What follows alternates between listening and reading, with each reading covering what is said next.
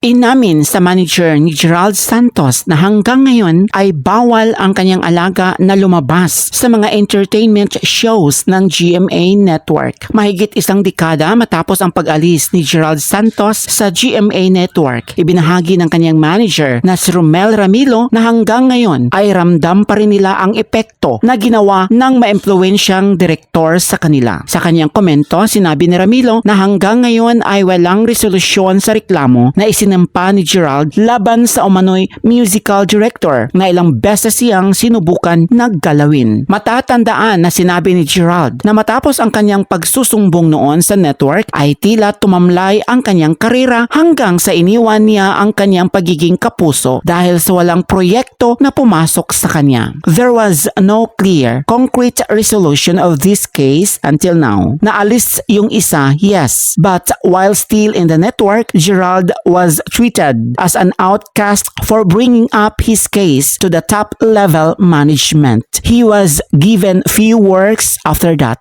until nawala na talagang work na binibigay. We are trying to forge a compromise with them but he was released instead. Until now, virtually banned si Gerald from appearance sa mga entertainment shows ng network. May justice ba? By the way, I'm his manager. We had to go through the lonely battles with a giant network. Sa ngayon ay wala pang pahayag ang GMA7 tungkol sa reklamo ni Gerald.